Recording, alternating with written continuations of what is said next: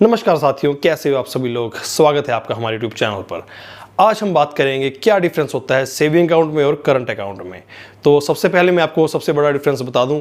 Saving account में आपको ब्याज मिलता है, यानी कि आपको इंटरेस्ट मिलता है जो आप अमाउंट रखते हो सेविंग अकाउंट में, हर 3 महीने बाद आपको ब्याज मिल जाता है। करंट अकाउंट में आपको कोई भी ब्याज नहीं मिलता, तो ये काफ़ी बड़ा डिफरेंस होता है। अब अगली बात करते हैं।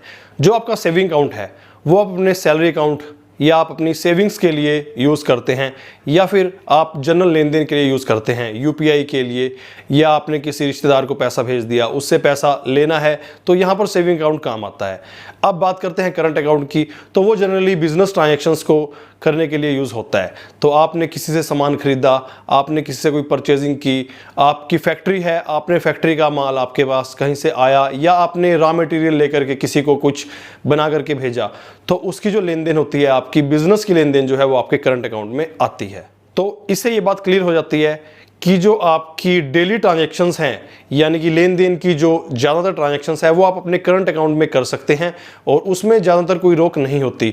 अब आपका जो सेविंग अकाउंट होता है उसमें आप लिमिटेड ट्रांजैक्शंस करते हैं, बहुत ज़्यादा यूपीआई ट्रांजैक्शन भी आप करते हैं, तो आपके अकाउंट पे दोस्तों रोक लग जाती है।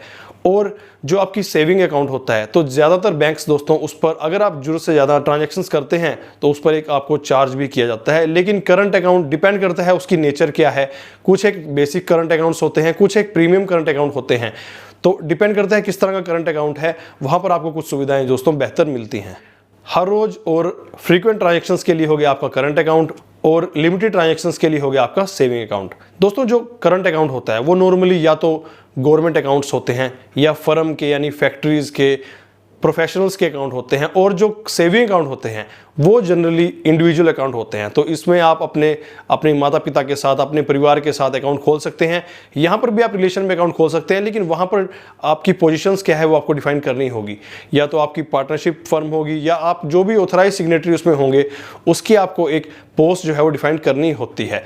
तो करंट अकाउंट होते हैं वो खोलने के लिए आपको काफ़ी नियम कानून है जिनके थ्रू जाना पड़ता है। एक प्रॉपर फर्म का या जो आपका प्रोफेशन है उसका प्रूफ होना ज़रूरी है।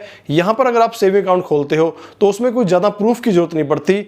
आपका एड्रेस जो है वो वेरीफाई होना चाहिए, यानी कि जो आपकी केवाईसी है वो दोनों में ही वेरीफाई होनी चाहिए। लेकिन यहाँ पर जो है आपकी बेसिक आइडेंटिटी से ही आपका अकाउंट खुल जाता है। अब एक डिफरेंस और आ जाता है। करंट अकाउंट में आपको जनरली हाई बैलेंस रखना पड़ता है, नॉर्मली 5,000 से 10,000। कुछ दोस्तों प्रीमियम करंट अकाउंट होते हैं वहाँ पर 50,000, 1 लाख या 2 लाख भी आपको मिनिमम बैलेंस रखना होता है। उनकी डिपेंड करता है सेवाएं आपको कैसी मिलती है। तो काफ़ी अच्छी आपको सेवाएं चाहिए जैसे फ्री आरटीजीएस, एनईएफटी, वो डिपेंड करता है।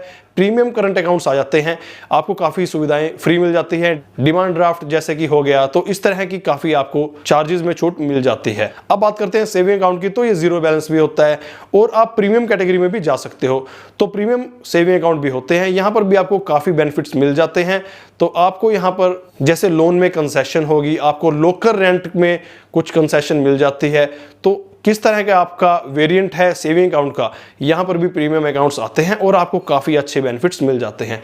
अब बात करते हैं कुछ चीज़ें वो दोनों में सेम रहती हैं, जैसे कि आपको चेकबुक मिलना, आप चाहें तो एटीएम ले सकते हैं दोनों ही अकाउंट में, आपको mobile banking, internet banking, current और सेविंग अकाउंट दोनों में मिल जाती है। तो ये सुविधाएं जो हैं वो कॉमन रहती हैं।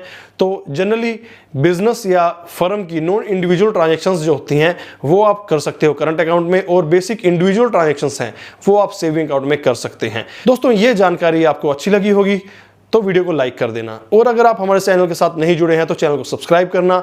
मिलेंगे अगली वीडियो में, तब तक के लिए धन्यवाद।